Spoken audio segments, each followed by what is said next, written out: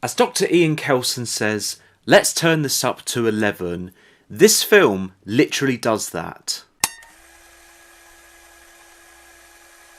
28 years later, The Bone Temple is the second part of the new 28 trilogy and is the fourth film in the franchise. Once again, written by Alex Garland, produced by Danny Boyle, director of the original film and the previous instalment. This time, the directing is by Nia DaCosta, who is also the filmmaker behind the 2021 sequel to Candyman, The Marvels, and last year's Header. The film is about Spike being inducted into Jimmy Crystal's gang on the mainland. Meanwhile, Dr. Kelson makes a discovery that could alter the world. I thoroughly enjoyed last year's 28 Years Later. It was a strong, great start to the new trilogy and one of my favourite films of 2025. If you're interested in more of my thoughts and opinions on that film, you can check it out in another video. The link is in the description below. Regarding The Bone Temple, I also thoroughly enjoyed this second part,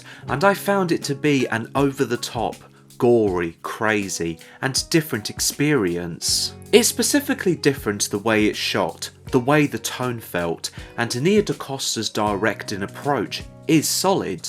Whilst Danny Boyle went for an experimental approach for the previous film. What DaCosta does, and as Boyle did, she still captures lots of moments that felt literally scary and crazy. She doesn't shy the camera from the darkness and chaos of Garland's script. Speaking of Alex Garland, his script again felt different by being contained than the first film. In addition, it's compelling, and just like the first film, part 2 definitely doesn't play it safe. And as mentioned earlier, things literally go up to 11. For example, the film mixes its genres. There are of course moments of zombie horror, however, there are more moments of supernatural and psychological horror, and less on the zombie stuff. Those other two genres turned out to be so exaggerated, mind-bending, and refreshing for the franchise itself, and in the end, it worked for me. Another example of this film's craziness is the Jimmies. They reminded me of the Droogs from A Clockwork Orange. The Jimmies were all vile. They show no sympathy, no empathy, and they're full of pure evil with their sick, twisted, brainwashed cult beliefs.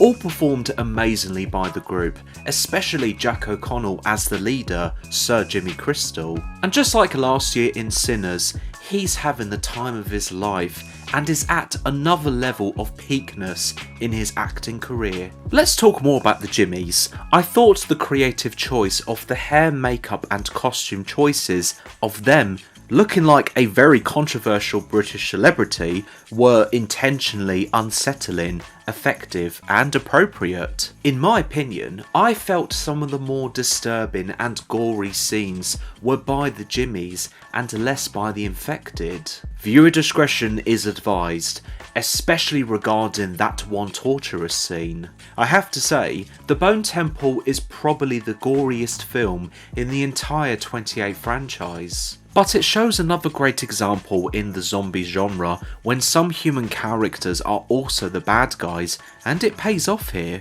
The Bone Temple has great character moments, for example the scenes with Kelson and the Alpha One, named Samson by Kelson. Their scenes together were at first really suspenseful and intense, but then their one-to-one chemistry becomes compelling, sweet, funny, human, and quite extraordinary. Another great character moment is when Kelson meets Jimmy Crystal and they have this conversation about their completely different interpretations of how this zombie apocalypse started.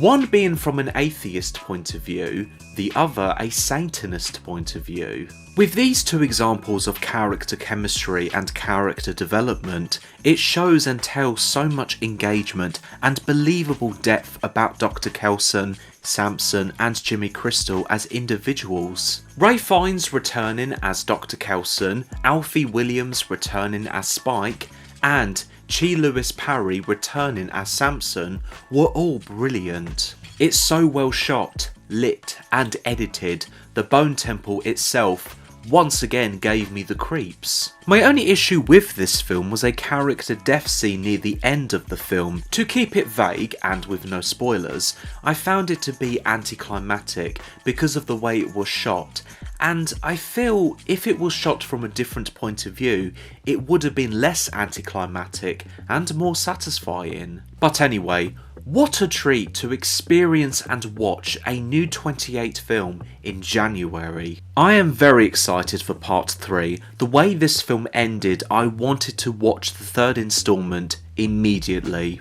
So those are my thoughts on 28 years later, The Bone Temple. Thank you so much for watching, I hope you've enjoyed this video, and please let me know your thoughts about the film in the comments below. Feel free to watch another video. Have a wonderful day, and until next time.